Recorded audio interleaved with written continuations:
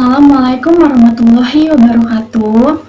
Hadirin yang saya hormati, pertama-tama marilah kita bersyukur kehadirat Tuhan Yang Maha Esa atas izin dan nikmatnya kita dapat senantiasa melakukan presentasi tentang apa itu COVID-19.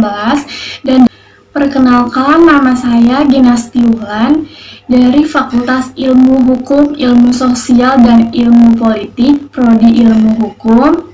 Saya dari kelas Bahasa Indonesia 1110 akan mempresentasikan apa itu sebenarnya COVID-19 beserta dampak dari COVID-19.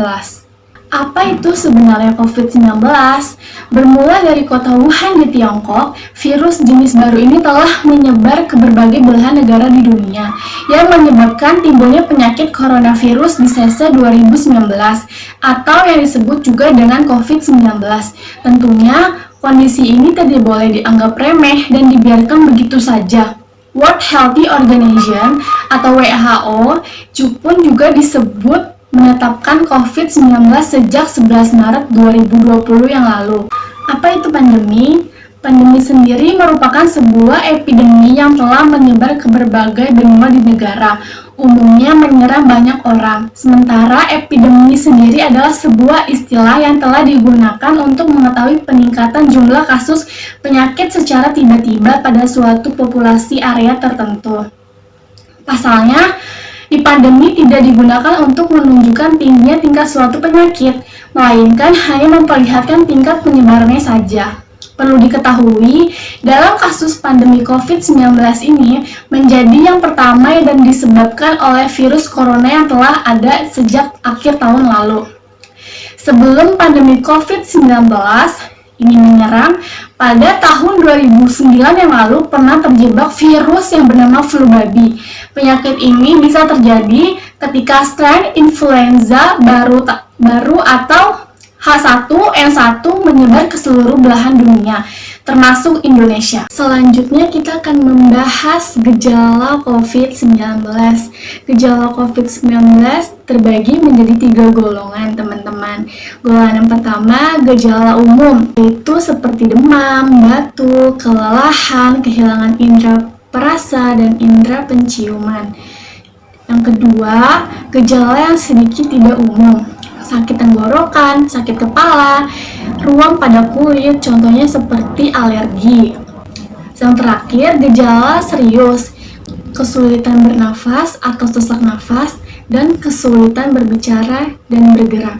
Dampak dari virus COVID-19 di Indonesia tak hanya dapat merugikan dari sisi kesehatan saja, Presiden Joko Widodo juga mengatakan bahwa virus corona sangat berdampak pada perekonomian di Indonesia.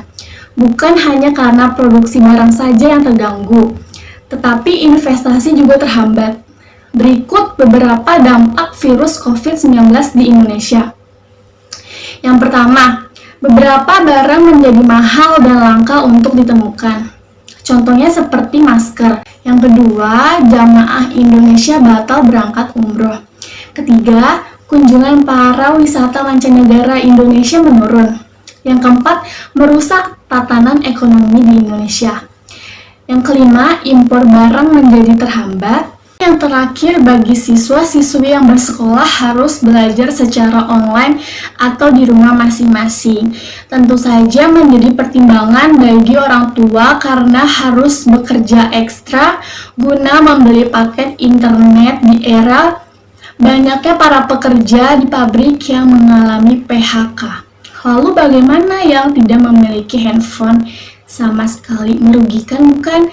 Tapi kita sebagai masyarakat harus mematuhi peraturan yang dibuat oleh pemerintah demi kebaikan kita bersama. Cara pencegahannya apa?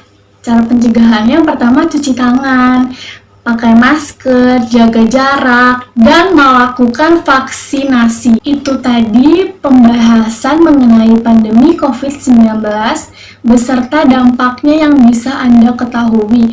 Demi menjaga penyebaran virus COVID-19, sebaiknya Anda juga selalu menjaga kebersihan, kesehatan, Dan jangan lupa untuk selalu menggunakan masker jika melakukan aktivitas di luar ruangan. Demikian uraian yang dapat saya sampaikan, semoga bermanfaat bagi kita.